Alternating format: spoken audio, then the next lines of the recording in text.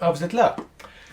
Alors, cette année, j'ai voulu publier Fragments d'ici pour faire suite à Fragments d'ailleurs, qui est un recueil que j'ai lancé l'an dernier, qui regroupe 50 récits que j'ai écrits en 25 ans de carrière de journalisme voyage. Cette année, puisqu'on est en pleine pandémie et qu'on va voyager au Québec, eh bien, je me suis dit que j'allais me concentrer uniquement sur mon coin de pays. Donc, les 25 récits que j'ai regroupés se situent uniquement au Québec. Euh, Le Québec, on a tendance à l'oublier, mais c'est vraiment une destination épatante à mains égards, à plusieurs niveaux. Moi, je suis allé voir les fjords de Norvège, du Monténégro, du Sultanat d'Oman, mais chaque fois que je retourne voir le fjord du Saguenay, je suis toujours aussi ébloui. J'ai skié dans les Alpes françaises, italiennes, autrichiennes, suisses et allemandes, mais chaque fois que je vais au massif de Charlevoix, je suis complètement extasié devant la beauté du site. J'ai jamais vu un site comme ça ailleurs en ski. Et l'île Bonaventure, si vous pensez un jour à aller en Antarctique voir les manchots, ben, sachez que en Gaspésie, on a une colonie de fous de bassin qui est extraordinaire aussi. Et voilà, donc ce recueil vise à nous montrer toutes les beautés du Québec en long et en large.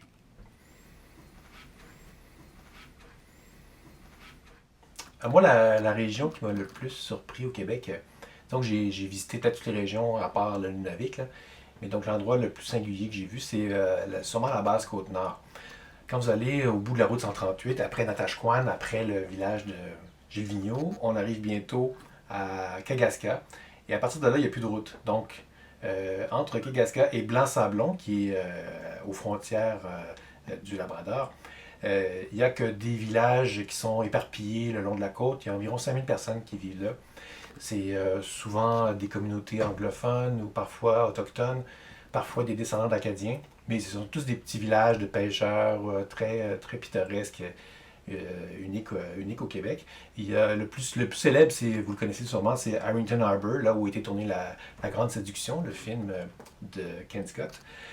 Mais à part ça, ce sont tous des petits hameaux qu'on découvre uniquement l'été grâce au Bella de Gagny, qui est un navire ravitailleur qui fait du cabotage, donc il va de communauté en communauté pour ravitailler et pour aussi transporter les gens qui habitent là, mais aussi des touristes, parce qu'on a le droit comme voyageurs de monter à bord et de découvrir ce coin de pays. Le décor naturel est vraiment unique. C'est tout en rondeur. C'est du roc nu. Les maisons sont déposées directement, parfois sur le roc, parfois sur des pilotis. C'est entouré de toundra, de taïga. Il y a des petits fjords qui entrent un peu partout.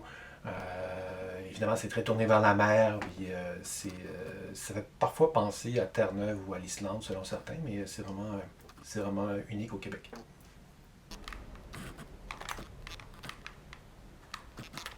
Quand j'écris les articles, il y a une chose que j'aime particulièrement faire, c'est me mettre dans la peau de quelqu'un d'autre, en l'occurrence mes enfants.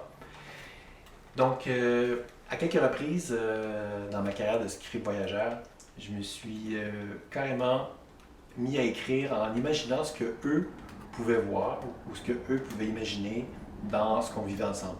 Par exemple, à Disney World, il y a longtemps, on était en famille, j'ai écrit un long article signé de mon fils, comme c'était lui qui l'avait écrit, et je traduisais entre guillemets son texte.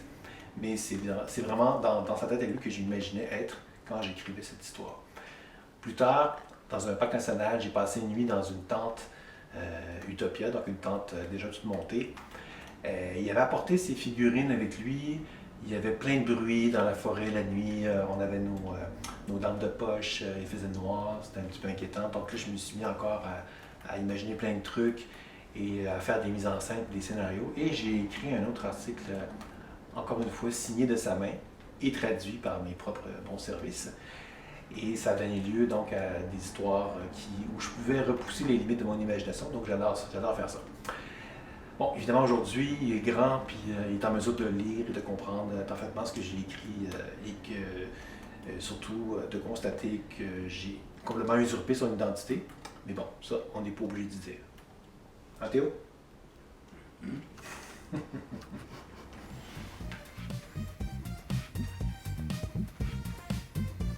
J'en ai vu les affaires au Québec, mais des beaux trips comme j'en ai fait l'an dernier, là, pas en tout. La plus belle affaire que j'ai faite, c'est aller en camper, ça beach en Gaspésie. C'était tellement trop cool. Puis moi, toute la journée, ben, qu'est-ce que je faisais? Je mettais la serviette sur la plage, puis j'écoutais mes vieilles cassettes des matchs des Expos. Numéro 1. Non, mais sérieusement, il y a plein de choses qui m'épatent au Québec. Puis parmi mes coups de cœur, ben, il y a par exemple dormir dans l'ancienne cabane du gardien du phare aux îles du Pot à l'eau de vie. C'est un genre de B&B qui donne accès au phare. Donc, à toute heure du jour et de la nuit, on peut monter dans le phare pour admirer le fleuve. C'est absolument fantastique. Sinon, j'ai beaucoup aimé aussi la croisière qui mène de Montréal aux îles de la Madeleine à bord du CTMA vacancier. Ça nous permet de découvrir plein d'îles du Saint-Laurent dont on ne connaissait pas l'existence. Et je me rappelle, vers la fin du fleuve, on arrive aux falaises de Gaspésie. Et quand on était là, il y avait des baleines qui longeaient le navire. C'était absolument fabuleux. Et pendant les îles de Madeleine, ben, c'est vraiment mon coin de pays préféré au Québec. Je me sens à la fois au Québec et à l'autre bout du monde. À chaque fois que j'y vais, je ne me tente pas d'y retourner. Je suis allé été comme hiver. Et puis quand je suis là-bas, je me sens comme sur un grand navire. J'ai l'impression que l'archipel est fait tout en longueur. Puis on se sent comme sur un bateau en mouvement parce qu'ils vendent tout le temps. Donc même si on ne bouge pas, il y a quelque chose qui se déplace. Et parmi les 12 îles de l'archipel, il y en a deux que j'aime particulièrement. C'est l'île d'Entrée, qui est peuplée de descendants d'Écossais et qui ressemble d'ailleurs à l'Écosse. Quand on regarde les petites montagnes, les buttes, là, les demoiselles, comme on les appelle là-bas, ça ressemble vraiment aux Highlands. Et il y a aussi l'île Brion, qui est la plus éloignée de toutes les îles et qui est ce qui ressemble probablement le plus à ce que les îles étaient quand Jacques Cartier les a découvertes, entre guillemets. Parce qu'il y a presque jamais personne qui a vécu ou si peu longtemps sur ces îles. C'est une réserve naturelle aussi protégée. Et donc, c'est vraiment une île très singulière dans tout l'archipel. Le seul problème avec l'île Brion, là, c'est parce qu'on n'a pas le droit d'aller en camper sur la plage.